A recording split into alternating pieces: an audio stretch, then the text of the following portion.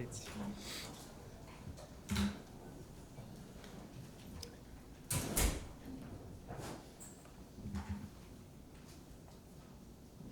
don't know if you focus primarily on the defenseman, but what have your impressions been of Georgi Merkulov so far? Well, I'm familiar with seeing him at Ohio State last year with Lohrei there. So, super skilled. I think he's pretty competitive. We had him in Providence at the end of the year, and fairly seamless transition. Obviously, still working on details. That part of his game for sure. Yeah. But the skill levels there, things that you can't teach. So that's what excites us about him for sure. And he talked about how he needs to improve his defensive game. I mean, is that something that you're just going to have to pound away at with him? Yeah, I think it'll be somewhat of a daily, process for him. He's playing the middle of the ice. We know, especially here, you have to be good in your own end to play the middle of the ice and play that 200-foot game. So those will be things that the staff here will be working with him moving forward. And it's nice that he's recognized it himself and he wants to work at it. So it seems like it'll be a good fit that way. When you watch Mason first, what stands out about his game?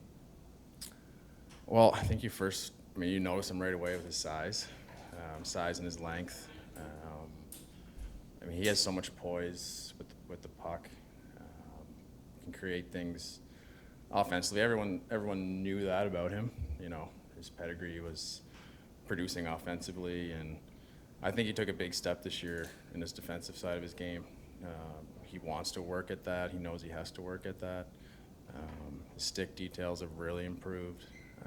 So it's a really interesting combination to have that size with that offensive ability and the commitment to want to continue to get better defensively. So it's a lot of hope for him and an exciting prospect for us.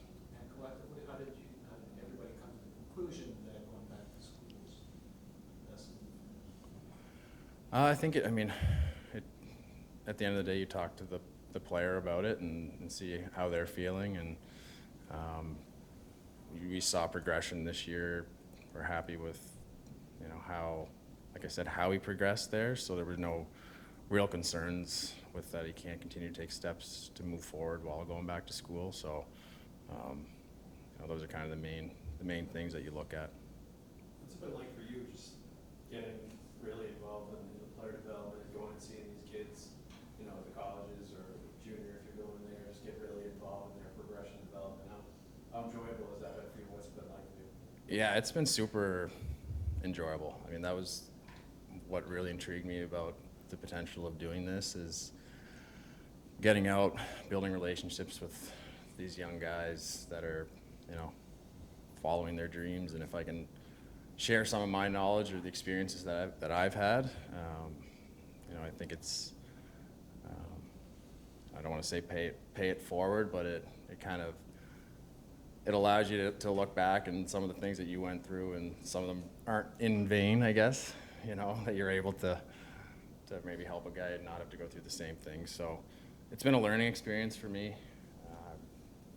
Didn't go to college, so wasn't super familiar with college hockey and just even getting in and out of the rinks and the different leagues and all that. So I learned a lot this year, continuing to learn more and more every day. And it's been a really enjoyable experience for me to get to know these kids. We have a great group.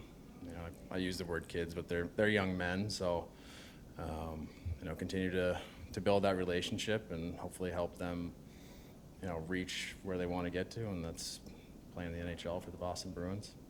Was there much of a player development presence at all when you were in a similar situation to them? And if there wasn't, is it something you kind of wish had been around more? Yeah, not so much in junior. Once I came here and was in Providence, Don Sweeney was player development at the time, and spent a lot of time working with the guys, and so I felt like it was the extra things that the skill work. Paul Vincent was there almost every day. So, you know, working with him, working with Sweens, I think that made the difference for me. So if it wasn't for those years, you know, who knows? So I'm hoping that I can help guys in the same path. In the time that you were in that stage of your life, or where the kids are now, what are some of the biggest changes you're seeing around player development? Is it, you know, maybe coaching with how to handle social media and pressure, nutrition? What kind of big changes are you seeing? There's been a lot of change, obviously. So there's, you know, it's trying to learn how to relate to the things that the pressures and the different things that they have to deal with that I didn't have to deal with. So that, you know, that's definitely part of it. I think at the end of the day, it's a similar process. You know, there might be, I think people are more aware of things now. You know, you do your best to take in positive information, and it's hard to avoid sometimes the negative stuff. So, you know, sometimes it's just being a sounding board for guys to share their feelings, how they're, you know, things that they're going through. We've all been through different things, so if we can help each other, then that's the goal. And the focus on nutrition and everything, I feel like, has that changed as well since when you were at their age? I'd say it's changed in the sense that everyone's fairly dialed in that way now. At a younger age, more and more, I mean, guys are at a younger age doing more and more skill work. They have more resources, I think. I think that's the biggest thing. So they come in probably a little bit further ahead, but there's still lots of things to learn. What did you think of Jeff Leacher's game at the end of last season, and where do you see him now this summer? Yeah, another guy that I thought had made steps. You know, he was on obviously a really good team. A lot of high picks, a lot of offensive guys. He's kind of put in more of a defensive situation, and the encouraging part of that was his details got a lot better. He got better on draws. He was good defensively. He killed penalties. I thought his engagement level got better, you know, on a more consistent basis. And he's a big guy that can skate, and when he's physical, you know, he can be a force.